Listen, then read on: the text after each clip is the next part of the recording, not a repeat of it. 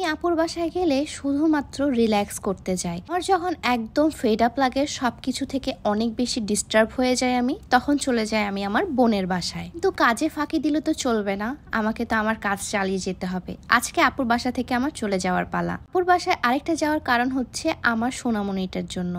আমার বাবুকে ছাড়া আসলে খুবই কষ্ট হয় যাওয়ার পার্টটা হচ্ছে আমার সবচেয়ে কষ্টের একটা পার্ট, কারণ আমার বাবুকে ছেড়ে কোথাও যেতে ইচ্ছা করে না, বাট যেতে তো হবেই তাকে ছেড়ে।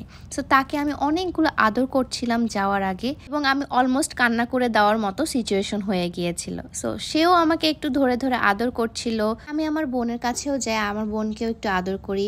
বিদায় পার্টটা মেবি অনেক বেশি কষ্টের, তাই না? যখন আমি আসি তখন খুবই এক্সাইটমেন্টের সাথে আসি, বাট যখন চলে যাই তখন মনে হয় যে আমি এখনই কান্না করে দিব। স্পেশালি বাবুর জন্য অনেক বেশি খারাপ লাগে আমার। রিনার সাথে একটু কোলাকুলি করছিলাম যে রিনা চলে যাচ্ছি, সবাইকে ছেড়ে যেতে আসলে ভালোই লাগছিল না একদমই। সো আমি সবার সাথে কোলাকুলি করছিলাম, কিছুদিন পর তাদের সাথে আবার দেখা হবে আমার। কে বাই দিয়ে এখন হচ্ছে আমার যাওয়ার পালা। সো আমি রেডি হয়ে একদম সুন্দর একটা কুর্তি পরেছি। এই কুর্তিটা কিন্তু আমার পেজেরই, আপনারা জানেনই। সো আমার খুব মন খারাপ হয়ে আমি গাড়ি দিয়ে রওনা দিয়ে দিলাম ঢাকার উদ্দেশ্যে। ঢাকায় অনেক কাজ আছে আমার, অনেক ইভেন্টস আছে, আপনি ব্লগ দেখতে পাবেন খুব সুন ইভেন্টসের এবং সব কিছুর। সো সেটার জন্য কিন্তু আমার পেজে একটা ফলো দিয়ে রাখবেন, এবং ইউটিউব থেকে দেখলে অবশ্যই কিন্তু একটা সাবস্ক্রাইব করে রাখবেন। ঢাকায় আমার একদম কাছে হয়, যেখানে আমি নামি সেখানে হচ্ছে মৌনের বাসা। তো মৌনের বাসায় আমি উঠে গেলাম, এবং সে আমাকে কলের উপর কল করছিল যে আপু তুমি কখন আসবা, তোমাকে কিন্তু আসতেই হবে। তো সে নিজের হাতে সে সব কিছু রেডি করছিল আমার জন্য। সে কিন্তু এগুলো সব নিজের হাতে তৈরি করেছে, আমার জন্য গরুর মাংস রান্না করেছে। আমি জীবন ওর গরুর মাংস রান্না করার রিস্কটা নেইনি, সে করেছে আমার জন্য। এর মধ্যে আমি ফ্রেশন আপ হয়ে গিয়েছি, আমি সুন্দর করে গোসল করে নিয়েছি, একবারই ফ্রেশ হয়ে নিয়েছি। আমাদের হোস্টেল রুম তিনজনের হোস্টেল রুমে আছি, এক রুমে সব জামা কাপড় আমাদের ছড়াই ছিটায় আছে। আমরা একটা হোস্টেল রুমে দেখেন, ইয়ার মধ্যে আমরা খাওয়া দাওয়া নিয়ে বসছি। ক্ষুধা লাগছে আমার, অনেক বেশি ক্ষুধা লাগছে ভাই।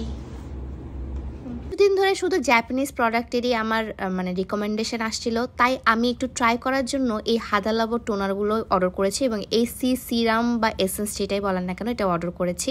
এটা আপনার মৌনের হাজব্যান্ড আমাদের জন্য দিয়ে পাঠিয়েছে। তো আমরা এক এক করে সুন্দর করে আনপ্যাকিং করছি। 2 ধরনের টোনার অর্ডার করেছি, একটা হাইড্রেট করার জন্য আর একটা হচ্ছে অ্যাকনির জন্য। তো আমার যেটা স্যুট করে সেটা আমি নিয়ে নিব, এবং মৌনও যেটা স্যুট করবে সেটা মৌনও নিয়ে নিবে। সো আমি এটা অনেক বেশি হ্যাপি এবং এক্সাইটেডের সাথে আমি ইউজ করছিলাম যে কোনটা ভালো লাগবে কোনটা ভালো লাগবে না। মৌনও সেম, মানে দুইজনই আমরা পাগল হয়ে গেছিলাম। By the way thank you so much Simanta ভাইয়া আমাকে এত সুন্দর সুন্দর জিনিসগুলো পাঠানোর জন্য। রাত এত হয়ে গেছে যে আমাদের অনেক ক্ষুধা লাগছে। আমি এখানে যে যা যা আছে দেখতে এসেছি, এবং মৌনকে বলছি আমার অনেক ক্ষুধা লাগছে, তুই আমাকে কিছু একটা বানায় দে। ও বলছে আপু নুডলস খাবা। আমি বলছি না, এত ঝামেলা করতে হবে না। তো আমি এখানে একটা ফ্রুটস পেয়েছি, মানে আঙ্গুর আমি অনেক বেশি খাই, তাই আমি ডিসাইড করলাম এখন আমি আঙ্গুর খাবো বসে বসে রাত 3টার সময়। তারপরের দিন আমার শ্যুট ছিল। অ্যাকচুয়ালি এই শ্যুটের জন্য আমার ঢাকায় আসা, মানে তাড়াতাড়ি ঢাকায় আসা। কালকে আমার আরেকটা ইভেন্ট আছে, সো সেই ইভেন্টেরও ভ্লগ দেখতে পাবেন। শ্যুটের যে স্ক্রিপ্টটা আছে ওই স্ক্রিপ্টটা আমি মুখস্থ করছিলাম। স্ক্রিপ্টটা বেশ কঠিন ছিল, বাট এর আগের বার করার কারণে আমার স্ক্রিপ্টটা বেশ নর্মাল লাগছিল। পর এখানে একটা পিয়ানো ছিল, পিয়ানোর সাথে সুন্দর একটা সিনেমাটিক নেওয়ার ট্রাই করছিলাম। বাই দ্য ওয়ে শাড়িটা কোন পেজের আমি মেনশন করে দিব। খুবই সুন্দর ব্ল্যাক এবং আপনার ইয়েলো কালারের একটা শাড়ি, আমি শাড়ি পেজটা কিন্তু মেনশন করে দিব। তারপর রহমতের বৃষ্টি, এত সুন্দর বৃষ্টি, একদম ঝুম একটা বৃষ্টি হলো। তারপর আমি ড্রেসটা চেঞ্জ করে নিয়ে একদম বসে বসে স্ক্রিপ্ট মুখস্থ করছিলাম। আমি অনেক বেশি টায়ার্ড ছিলাম, তাই আমি এইভাবে বসে গিয়েছি এবং স্ক্রিপ্ট মুখস্থ করছি। এসে দেখি মনু আমার জন্য ফ্রাইড রাইস রান্না করেছে।